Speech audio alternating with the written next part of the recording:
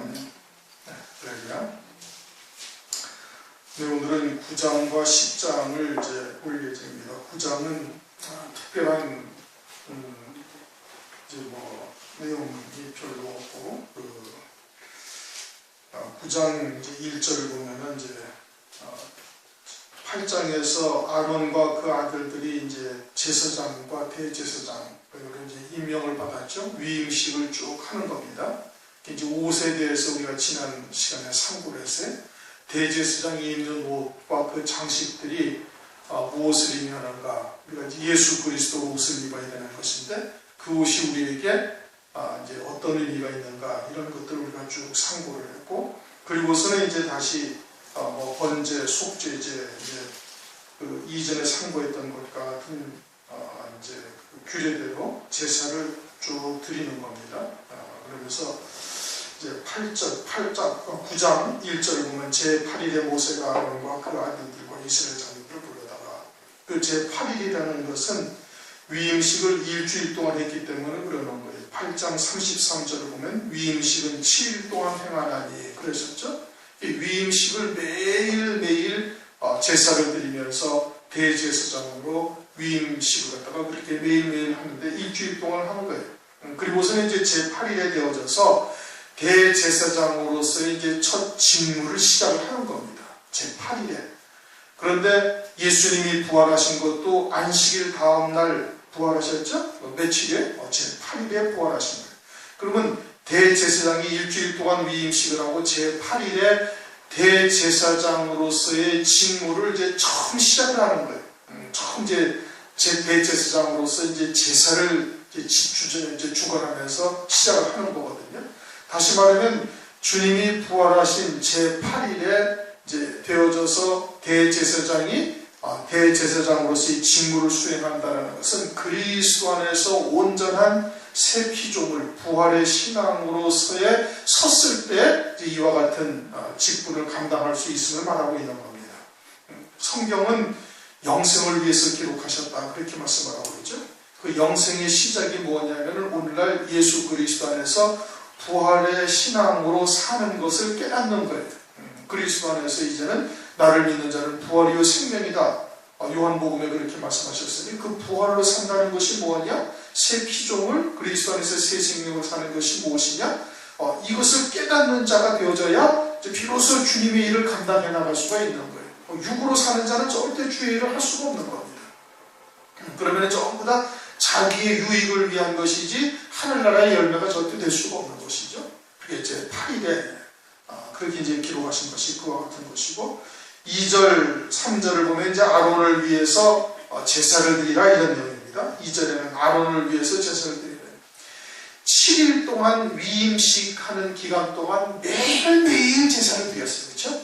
그런데 다시 이제 대제사장으로서의 직무를 수행하려고 하는 날 제일 먼저 하는 게 뭐냐면 또 자신을 위해서 제물을 드리는 거예요. 그만큼 우리는 온전치 못한 존재라는 것을 또 한번 다시 말씀을 해주시는 거예요. 그런데 이 짐승의 피가 우리에게 온전함을 가져다 줄 수 있어요? 가져다 주지 못하는 거예요. 그러니까 구약의 율법의 제사로서는 계속해서 제사를 드리고 자기의 죄를 회개하고 그와 같이 되어지는 거예요. 그러나 이제 예수 그리스도께서 오셔서 온전한 제물이 되신 이후에는 어떻게? 영원한 제물이요, 영원한 속죄권을 이루시는 거예요. 다시는 우리가 이제 제사를 드릴 이유가 없는 것이죠. 그런데 구약의 율법 안에서는 아무리 황소나 염소나 또는 양의 피로 그 죄가 속하여지느냐? 속하여지지 아니하는. 그러니까 계속해서 일주일 동안 위임식 동안 계속해서 제사를 드렸는데도 불구하고 나와서 이제 제8일에 또 대제사장이 직무를 하기 전에 자기부터 먼저 자기의 죄부터 위해서 속죄하고 번제제를 드리고, 그리고서는 이제 이스라엘 백성들을 위해서 속죄하고 이제 또 번제제를 또 드리면서 이렇게 제사를 드리는 것이죠. 그러면서 4절을 보면 또 화목제를 위하여 여호와 앞에 드릴 수소와 수양을 가지고 또 기름 섞은 소제물을 가져오라 하라. 오늘 여호와께서 너희에게 나타나실 것이니라. 그리고 이제 대제사장이 자기를 위해서 속죄와 번제제, 희생제를 드리고 그리고 난 다음에 이스라엘 백성들을 위해서 또 속죄제사와 번제제사, 희생제사를 드리고 나면은 그러면은 하나님께서 나타나신다는 거예요. 여호와께서 나타나실 것이다. 다시 말하면은 그 그렇게 되어지면 성별된 자, 거룩한 자가 된다라는 뜻인 겁니다. 그 제물은 예수 그리스도로 말미암아 그렇게 된 것이죠. 그리고서는 실제로 24절을 보면 불이 여호와 앞에 나와 단 위에 번제와 기름을 사는지라 온 백성이 이를 보고 소리를 지르며 엎드렸더라. 그 제물을 갖다가 하나님께서 불을 내리셔가지고 다 불살라서 하나님께서 거두신 거예요. 그러니까 하나님께서 연락하셨다 이겁니다. 그와 같이 우리가 온전한 산제사, 산제물로 드려지면은 하나님께서 오늘날은 이처럼 불이 나와가지고 연락하는 거 아니에요. 하나님께서 구약의 이스라엘 백성들을 통해서 이렇게 하나님이 연락하심을 우리에게 보여주시는 거다 이겁니다. 그러니까 우리가 그리스도 안에서 온전한 산제물로 하나님께 예배를 드리고 기도를 하고 또 우리의 삶을 살아가는 삶이 되어지면 그것이 하나님 앞에 다 연락되어지는 것이다 이겁니다. 하나님께서 구약의 제사를 통해서 우리에게 그림자로 계시는, 지금은 이처럼 불이 나와가지고서 하나님께서 연락하시는 것을 보여주는 것은 없다 이거예요. 그러나 구약을 통해서 오늘날 어떻게 하면 속죄 제사와 번제 제사를 드리고 온전한 제물로서 주님 앞에 예배를 드리고 기도하고 그러한 신앙생활을 하게 되어진다면, 다시 말하면 하나님의 말씀을 믿는 믿음으로 사는 자가 되어진다면 그 삶은 주님께서 이처럼 연락하시는 삶이 된다라는 것을 보여주시는 겁니다. 5절 이하 21절까지는 이제 다시 또 제사를 드리는 장면이에요. 그러니까 그거는 계속해서 반복해서 나오는 것이죠. 그렇게 해서 온전히 하나님 앞에 제사를 드리니까 이처럼 하나님께서 연락하시는 역사가 있음을 우리에게 이제 그림자로 계시해 주는 것이죠. 그러고서는 이제 10장으로 넘어갑니다. 1절 아론의 아들 나답과 아비후가 각각 향로를 가져다가 여호와의 명하시지 않은 다른 불을 담아 여호와 앞에 분향하였더니 불이 여호와 앞에서 나와 그들을 삼키매 그들이 여호와 앞에서 죽은지라. 아론과 그 아들 나답과 아비후는 대제사장으로서 지금 임명을 받은 거예요. 그들을 위해서 8장에서 7일 동안 위임식을 한 겁니다. 그런데 나답과 아비후가 다른 불로 향로, 성소에 있는 향로의 불을 다른 불을 갖다가 담은 거예요. 다른 불을 담았더니 하나님께서 그 불을 담아서 성소에서 가져와서 올리는 것을 보시고 불이 하나님으로부터 나와가지고 그들을 불살라 죽임을 당한 것이죠. 왜? 하나님께서 명하지 아니한 다른 불을 담았기 때문에 그렇다. 지금 그렇게 말씀하고 있어요. 다른 불을 담았다 이겁니다. 원래는 레위기서 16장 12절을 보면 향로를 취하여 여호와 앞 단 위에서 피운 불을 그것에 채우고, 향로는 항상 번제단의 불을 갖다가 거기다 담게 되어져 있는 거예요. 번제단의 불은 한시도 꺼지지 않아야 되는 거예요. 그렇게 계속해서 제사장의 직무 중에 하나가 뭐냐면 번제단의 불은 항상 타오르게 불을 피워야 되는 거예요. 불을 항상 피워야 되는 거예요. 그리고서는 향로불은 어디에 불을 가져가야 되는가? 그 번제단의 불을 가져가야 되는데 다른 불을 가져간 거예요. 다른 불을 향로에다 담아서 가져갔더니 하나님께서 그거를 보시고 노하셔서 그들을 갖다가 이렇게 이제 불을 내려서 하나님께서 이제 그들을 삼키셨다. 그 여호와 앞에서 죽었다. 그렇게 이제 말씀을 하고 있는 것이죠. 그러니 얼핏 생각하면은 아니 제단에 불 한 번 잘못 드렸다고 하나님께서 이렇게 죽이시기까지 할 수 있는가? 그렇게 이제 이해할 수가 있는데 이것은 하나님께서 오늘날 우리들을 위한 계시인 겁니다. 하나님께서 가나안 땅에 이스라엘 백성들을 튀어보내실 때 아주 코로 기식하는 것은 다 멸절하라 그렇게 말씀하셨죠. 막 어린아이까지 다 죽이고 심지어는 강아지 새끼, 염소 새끼, 양 새끼까지 다 죽이라고 하나님께서 명하신 거예요. 하나도 살려두지 말라는 것이죠. 그것은 하나님께서 우리들에게 오늘날 영적인 이스라엘인 우리들을 통해서 우리의 심령 속에 육에 속한 정과 욕심을 얼마나 철저히 십자가에 못 박아야 되고 하나님의 말씀을 통해서 얼마나 철저하게 끊어내야 되는가를 우리에게 영적으로 계시를 해주는 겁니다. 마찬가지로 그러면 나답과 아비후가 불 한 번 잘못 드렸다고 하나님께서 어떻게 이러실 수가 있는가? 그게 아니고 오늘날 영적인 우리들에게 어떻게 하나님의 말씀에 순종해야 되는지 또 이 불이 무엇을 의미하는지를 말씀하고 있는 거예요. 이것이 일반적인 그냥 단순한 불을 의미하고 있는 것을 말씀하고 있는 것이 아니다. 번제단의 불이라는 것이 무엇을 말하는가? 무엇 때문에 이렇게 한 번 잘못되었다 해가지고 이들이 죽임을 당하게 되는가? 이것은 고린도전서 3장 13절을 보면은 이제 그 육에 속한 자와 영에 속한 자들이 그리스도의 터 위에 집을 짓는데 그것이 심판의 날에 하나님께서 불과 같은 공력으로 시험이 있다 이겁니다. 불과 같은 공력으로 시험이 있는데 그때 다 불살라지는 자가 있고 금과 은과 보석으로 지은 것은 그 불 가운데서 전혀 불살라지지 아니하는 거예요. 그러니 자기들은 그리스도의 터 위에 이와 같이 집을 지었다 할지라도 하늘나라에서 영원히 불살라지는 것이 있다라는 것을 이들을 통해서 알려주시는 거예요. 그게 다른 불이다. 다른 불을 들여가지고 영원히 불살라지는 거예요. 죽임당했다는 것은 하늘나라에서 영원히 다 불살라서 사라지는 것을 의미하고 있는 거거든요. 그와 같이 사라질 것이 있음을 말씀하고 있는 것이죠. 그러니 이 번제단의 불이라는 것이 무엇을 말하는가? 그것은 우리 죄를 위하여 제물이 되신 예수 그리스도를 말씀하시고 있는 거예요. 예수 그리스도께서 우리를 위하여 속죄 구원을 이루셨는데 그것이 영원한 속죄 구원이라는 말이에요. 그렇게 그 불을 꺼뜨리지 않냐고 번제단 불은 계속 피워져 있어야 되는 거예요. 왜? 그것이 예수 그리스도의 불인 것을 상징하고 있으니까. 그러니 누가복음 12장 49절에 주님이 뭐라고 하세요? 내가 불을 땅에 던지러 왔다는 거예요. 그러면서 그 불이라는 것은 나의 받을 세례가 이에요. 주님께서 십자가 위에서 피 흘려 속죄 구원하시는 것을 주님의 사랑의 불을 땅에 던지러 왔다는 거예요. 다시 말하면 주님의 사랑의 불을 그 사랑의 불을 땅에 던지러 주님이 이 땅에 오신 거예요. 십자가 위에서 희생되시기 위해서 이 땅에 오신 것이죠. 그러한 주님의 사랑의 불을 말하는 것입니다. 어린 양으로 제물이 되셔서 영원한 속죄 구원을 이루신 사랑의 불인 것이죠. 그러니 오직 그리스도의 그런 진리의 사랑, 하나님의 뜻을 온전히 이루는 그와 같은 주님의 은혜를 입은 자들은 그러한 은혜 안에서 사는 자가 되어야 되는 거예요. 그 은혜에 합당한 믿음의 열매를 맺는 자가 되어야 되는 것이죠. 그런데 다른 불을 드렸다라는 것은 다른 예수라는 얘기예요. 고린도후서 11장 4절에 다른 예수, 다른 복음, 다른 영이라는 뜻인 것이죠. 예수는 예수인데 다른 예수란 말이에요. 복음은 복음인데 다른 복음인 거예요. 영은 영인데 다른 영이다 이겁니다. 그것은 곧 무엇을 말하는 거예요? 그는 그리스도 안에서 표면적으로는 하나님의 말씀인 듯 하지만 사실은 다른 복음이다 이거예요. 다른 예수인 거예요.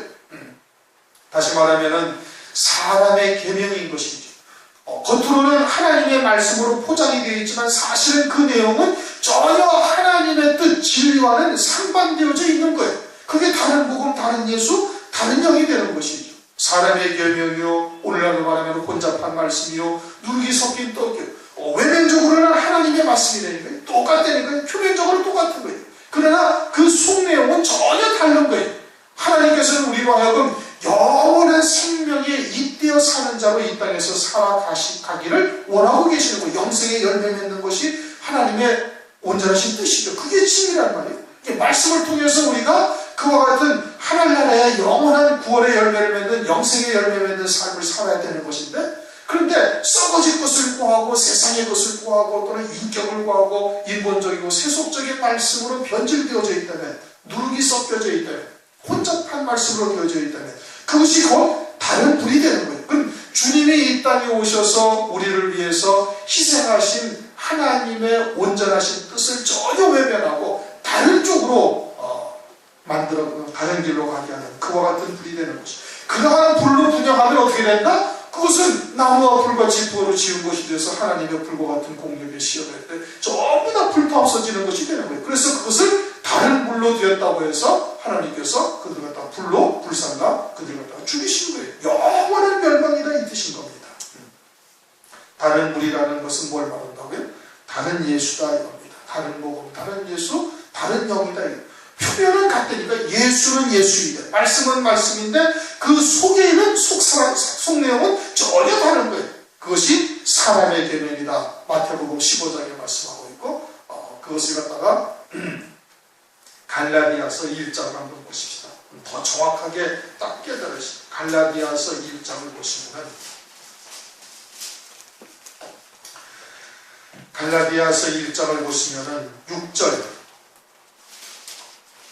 갈라디아서 1장 6절 그리스도의 은혜로 너희를 부르신 이를 이같이 속히 떠나 다른 복음 쫓는 것을 내가 이상히 여기노라. 다른 복음은 없나니 다만 어떤 사람들이 너희를 요란케 하여 그리스도의 복음을 변하려 함이라 하면서 그 말씀이 쭉 이어져 가지고 10절 이제 내가 사람들을 좋게 하랴 하나님을 좋게 하랴 사람들에게 기쁨을 거랴 내가 지금까지 사람의 기쁨을 구하는 것이었으면 그리스도의 종이 아니라고 문장이 딱 끊어지는 겁니다. 그리고 11절에는 동그라미가 하나 딱 있어요. 새로운 문장이 시작되는 거예요. 그러면 이 다른 복음이라는 것은 결론은 뭐예요? 사람을 즐겁게 하는 복음인 거예요. 사람을 기쁘게 하는 거예요. 그리스도를 기쁘게 하시는 것이 아니라 하나님을 기쁘게 하는 복음이 아니라 누구를 기쁘게 하는 복음이에요? 사람을 기쁘게 하는 복음이에요. 표면은 다 하나님의 말씀이니까요. 그것이 곧 뭐예요? 그것이 사람의 계명인 거예요. 육을 즐겁게 하고 육신을 좋게 만들고 육신의 귀로 듣기에 아주 즐거운 말씀이고 그것이 다 뭐예요? 인본적인 말씀이요. 뭐 철학이나 윤리도덕이나 또는 세속적으로 기복적인 신앙 이와 같은 것에 그런 말씀은 그것은 불은 불인데 다른 불인 거예요. 예수는 예수이되 다른 예수고 복음은 복음이되 다른 복음이다. 그러면 어떻게 된다? 그 영원한 멸망이다. 그것을 나답과 아비를 통해서 우리에게 영적으로 계시를 해주는 거예요. 2절 불이 여호와 앞에서 나와서 그들을 삼키매 그들이 여호와 앞에서 죽은지라. 3절 모세가 아론에게 이르되 이는 여호와의 말씀이라 이르기를 나는 나를 가까이 하는 자 중에 내가 거룩하다 함을 얻겠고 거룩하다 함을 얻겠다. 가까이 하는 자 대제사장이죠. 그런데 오늘날은 예수 그리스도 안에서 만인이 다 대제사장이래. 만인 제사장이래. 그럼 오늘날 우리들에게도 다 마찬가지고 우리도 하나님의 은혜의 보좌 앞에 언제든지 담대히 나갈 수가 있으니까 하나님을 가까이 하는 자예요. 그러면 하나님을 가까이 하는 자들을 통해서 하나님이 어떻게 된다? 거룩하다 함을 받아야 된다는 거예요. 그러면 우리를 통해서 하나님이 거룩하다 함을 받기 위해서는 우리가 거룩한 존재가 되어야 되는 거예요. 베드로전서 1장 15절 오직 너희를 부르신 거룩한 자처럼 너희도 모든 행실에 거룩한 자가 되라. 기록하였으되 내가 거룩하니 너희도 거룩할지니라 하셨느니라. 너희들의 모든 행실도 거룩해야 된다는 거예요. 어떻게 인생들이 원주에 있는 인생들이 거역의 씨를 품고 있는 육체를 입고 있는 인생들이 어떻게 거룩한 행실을 할 수가 있고 거룩할 수가 있어요. 그것을 성경에서 말씀하시기를 하나님의 말씀과 기도로 거룩해집니다. 디모데전서 4장 5절에 말씀하고 있죠. 다시 말하면 하나님의 말씀을 믿는 믿음으로만 사는 자여야 되는 거예요. 그것은 진리의 말씀이죠. 옛사람은 예수와 함께 십자가에 못 박아 철저히 죽여버리고 그래서 이제는 온전한 그리스도 안에서 새 생명으로만 부활의 생명으로만 사는 자로 믿음으로 사는 자로 바뀌어져야 되는 것이고 그리고서는 생명이신 하나님의 온전한 진리의 말씀에만 붙들려 사는 자가 되어야 되는 것이고 그리고서는 그것이 자신의 힘으로는 이룰 수 없는 것이니까 오직 성령의 도우심을 구해야 되는 거예요. 그게 기도라는 말씀이에요. 그래 하나님의 인도하심, 성령의 인도하심을 쫓아 말씀에 붙들려 사는 삶이 되어질 때 그게 우리가 거룩함을 드러낼 수가 있는 것이고 그런 거룩함을 드러낼 때 하나님께서 우리를 통해서 거룩히 여기심을 거룩하다 함을 얻을 수가 있는 거예요. 우리로서는 인생들 자체로서는 하나님을 거룩하게 할 수가 없다니까요. 육에 속한 자로서는 또는 육에 속한 신앙으로서는 절대 하나님의 거룩함을 나타낼 수가 없고 하나님을 거룩하게 하시는 하나님으로 영광을 돌릴 수조차 없는 거예요. 그것은 오직 무엇으로 된다? 말씀과 기도로만 된다. 그럴 때 하나님께서 온 백성 앞에 내가 영광을 얻으리라 하셨느니라. 그럴 때 하나님께서 영광을 받으시는 거예요. 육신적으로 아무리 하나님 찬양, 예수님 찬양, 뭐 어쩌고 저쩌고 예배를 아무리 드려봐야 그건 다 소용이 없는 거예요. 그럴 때 아론이 어떻게 하다? 아론이 잠잠했다. 지금 아론의 상황이 어떻게? 두 아들이 불 맞아서 지금 당장 자기 문 앞에서 죽은 거예요. 자기 문 앞에서 딱 죽었고 그리고는 모세가 딱 와가지고 하나님의 말씀을 딱 선포하는 거예요. 지금 자기 생명과도 같은 두 아들이 딱 죽은 자에다가 모세가 와가지고 지금 하나님의 말씀을 막 선포하는 거예요. 그때 아론의 심령이 얼마나 비통하겠어요. 근데 어떻게? 아무 소리 안 하고 잠잠하다. 하나님의 말씀에 절대 순종하는 거예요. 그것을 7절에 뭐라고 그러는데 여호와의 관유가 너에게 있다라는 것은 기름 부음을 받았다는 거예요. 뭘로 기름 부음을 받았어요? 대제사장으로 기름 부음을 받은 거예요. 대제사장으로 기름 부음을 받았다라는 것은 다시 말하면 목사뿐만이 아니라 직분을 받았고 그리스도 안에서 온전한 새 피조물이 되어진 게 다 기름 부음을 받은 거예요. 그러면 어떻게 되는 거예요? 육신의 생명보다 영적인 생명이 우선해야 되는 거예요. 어떠한 환경에서도. 아시겠습니까? 그래서 마태복음 23장 9절에 뭐라고 그래? 땅에 있는 자를 밥이라 하지 말라. 이 기가 막히잖아요. 땅에 있는 자를 아비라 하지 말라. 너희 아버지는 하나님이시니 곧 하늘에 계신 자신이라. 그렇게 살아야 된다는 거예요. 지금 더더군다나 아론은 어떻게 했어요? 기름 대제사장으로 기름 부음 받은 거예요. 이제는 자기는 예수와 함께 완전히 죽은 자고 이제는 자기라는 존재는 완전히 없어진 자가 되어야 되는 거예요. 그러면서 하나님의 말씀에 어떻게? 절대 순종하는 아론이다 이겁니다. 오늘날 우리들도 예수를 믿으면서 새 피조물이 되었다. 나는 새 생명으로 산다. 이제 다 믿음으로 산다고 얘기를 하는데 이렇게 결정적인 순간이 우리에게 딱 닥쳤을 때 어떻게 생각하고 행동하는가를 보면 그 신앙이 그대로 드러나는 거예요. 그러할 때 그 영적인 생명을 우선해서 하나님의 뜻을 쫓아 믿음으로 살 것인가 아니면 육신을 쫓아서 육신의 길을 또 생각을 해보고 고민도 해볼 것인가. 그만큼 우리의 믿음이 아직 온전치 못하다는 것을 그렇게 드러내게 되는 것이죠. 4절 5절은 그렇게 해서 이제 사촌들을 통해 가지고서 이제 그들을 내오게 하죠. 그러면서 6절 모세가 아론과 그 아들 엘라살과 이다말에게 이르되 너희는 머리를 붉거나 옷을 찢지 말아서 너희 죽음을 면하라. 슬퍼하지 말라는 얘기예요. 지금 새 피조물로 산다면 어떤 생명이 우선이라고요? 영적인 생명이 우선인 거예요. 그러니까 육신에 속한 육신의 인간적인 관계에서 얼마나 지금 비통하고 지금 땅을 치고 통곡하고 싶은 상황인데 이거 그냥 슬퍼하지도 말아요. 옷을 찢지 말아요. 분을 터뜨리지 말아요. 그것은 뭐 하는 거예요? 하나님의 행사, 하나님의 행하시는 역사를 지금 거역을 하는 거예요. 그걸 거역을 하는 것이죠. 하나님 앞에 절대 딱 순종을 하는 것이 그게 믿음이거든요. 다윗이 솔로몬을 낳기 전에 밧세바의 사이에서 간통으로 나온 첫 아들을 딱 데려갔을 때 다윗이 어떻게 했어요?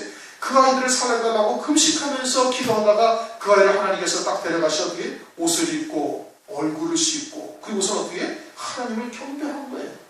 하나님의 행사에 원망하거나 불평하거나 낙담하거나 그것은 불신앙의 소치인 거다 이겁니다.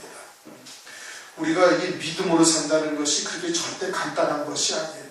우리도 순간순간 육신에 치우쳐져서 육에 속한 쪽으로 우리의 마음과 생각이 옮겨가고 다시 또 믿음으로 돌아서 한참을 있어야 돌아서는 것이 아주 왕망이 있다는 말씀이에요. 그것은 우리의 믿음이 아직 온전치 못한 것을 지금 말씀하고 있는 거예요.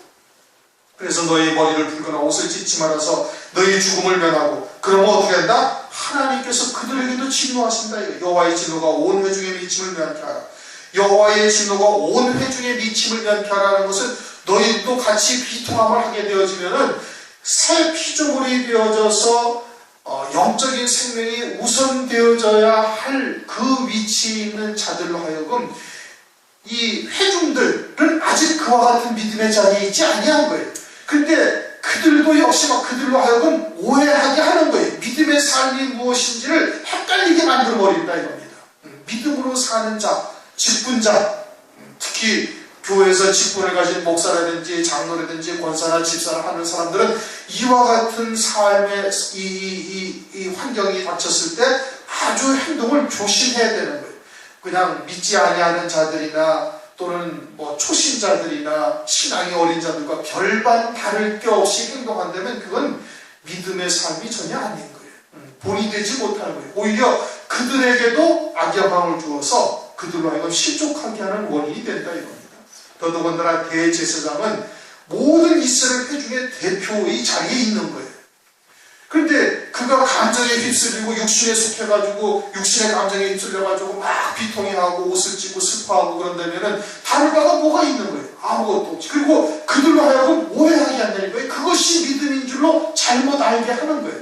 그렇게 해서 그들과 함께 죄월이 임하게 된다 이겁니다. 그러니까 회중에게 미침을 면케하라. 오직 너의 행제 이스라엘 온 족속이 여호와의 치신 불로 인하여 슬퍼할 것이다. 외부에서 있는 이스라엘 백성들은 슬퍼할 수도 있다 이거예요. 그들은 아직 자녀의 신앙이고 온전치 못한 신앙이니까 그들이 슬퍼하는 것은 하나님께서 그대로 인정을 하시는 거예요. 어린아이의 신앙, 자녀의 신앙은 그들의 기도나 그들의 신앙생활을 하나님께서 그대로 받아요. 그러나 장로가 되고 목사가 돼가지고도 어린아이의 신앙과 같이 다른 바 없이 기뻐할 때 기뻐하고 슬퍼할 때 슬퍼하고 전혀 믿음이 있는 사람인지 없는 사람인지 분별도 못할 그와 같은 신앙으로 산다면 그 하나님께서 그냥 두시겠어요? 그냥 두시지 않아요. 그렇게 되면 하나님께서 진노하시는 것이죠. 그래서 7절 여호와의 관유가 너희에게 있은즉 너희는 회망문에 나가지 말아서 죽음을 면할지니라. 그들이 모세의 명대로 하니라. 기름 부음 받은 자들, 오늘날은 이제 만인 제사장이죠. 또 믿음이 있으니 하나님께서 직분을 주신 거예요. 그러면은 그에 합당한 열매를 하나님께 바치기를 원하는 겁니다. 열매 맺기를 하나님께서 원하시는 거예요. 8절 여호와께서 아론에게 일러가셨을 때 너나 내 자손들이 회막에 들어갈 때 포도주나 독주를 마시지 말아서 너희 사망을 면하라. 이는 너희 대대로 영영한 규례라. 그러면은 나답과 아비후가 지금 어떠했다는 거예요? 포도주를 먹은 거예요. 포도주를 먹고 약간 얼큰한 기분에 다른 물을 가지고 갖다 이 뜻인 겁니다. 그러니까 포도주나 독주를 마시지 말라는 뜻이에요. 그러면서 이제 오늘날 그러면 하나님께서 이 포도주나 독주라는 것이 뭘 말하는 것인가? 그럼 포도주나 독주를 마시지 않으면은 10절에 뭐라고 그랬어요? 너 그러하여야 너희가 거룩하고 속된 것을 분별하고 부정하고 정한 것을 분별할 수가 있다는 거예요. 그럼 포도주나 독주는 그리스도인들은 안 먹습니다. 그래요? 목사도 술 안 해요.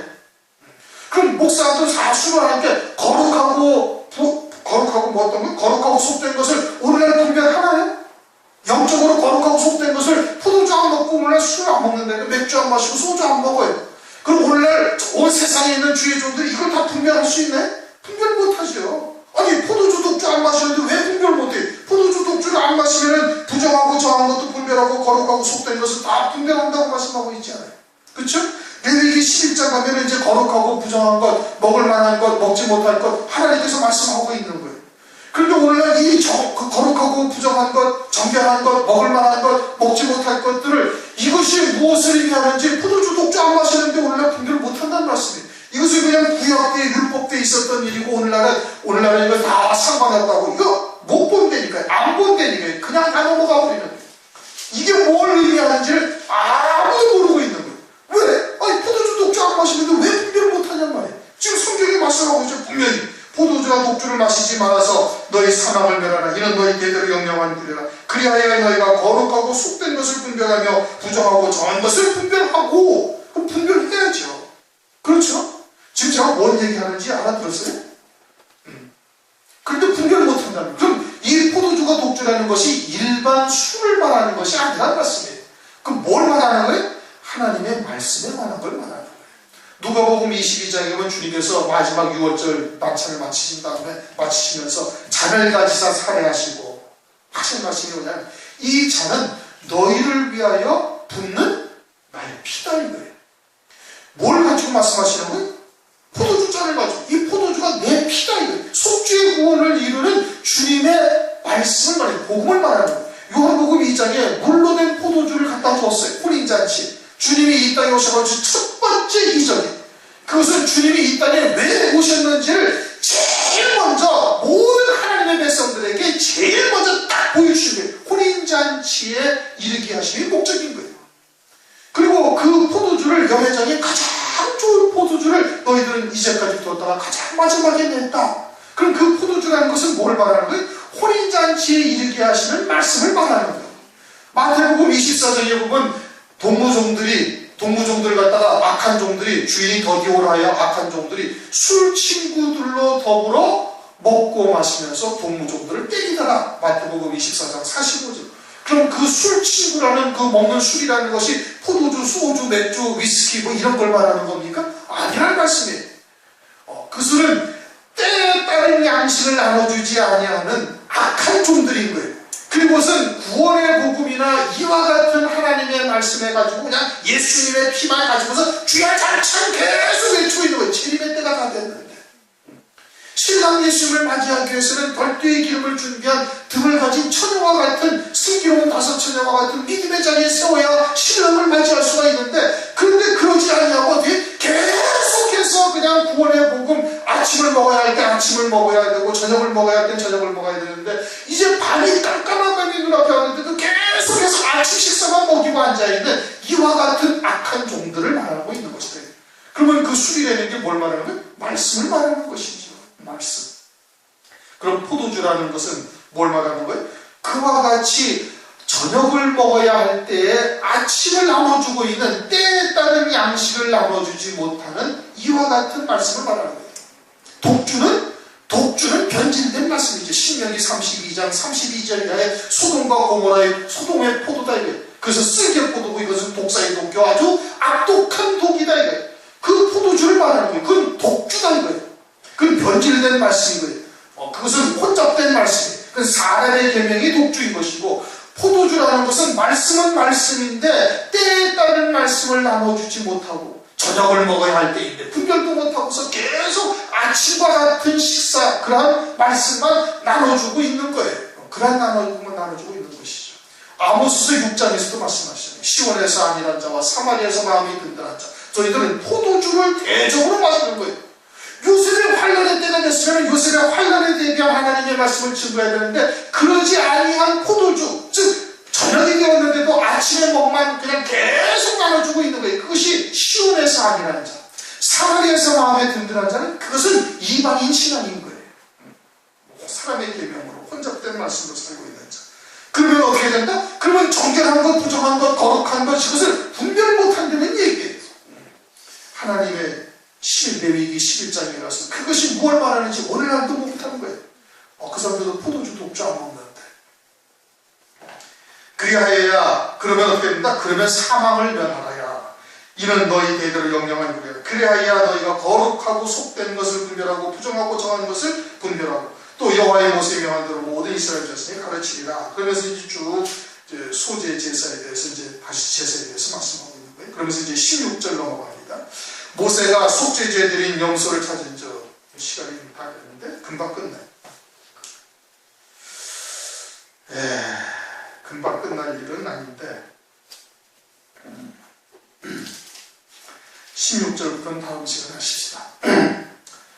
속죄제사는 이제 우리가 지난번에 속죄제사를 다 상고를 했어요. 그렇죠? 속죄제사는 휘장에다 두 가지 종류가 있어요. 속죄제사의 피를 휘장에다가 뿌리고 성소 안에 있는 단불에 바르는 속죄제사가 있고, 그 다음에는 밖에 번제단 뿔에다가 피를 바르는 속죄제사가 있어요.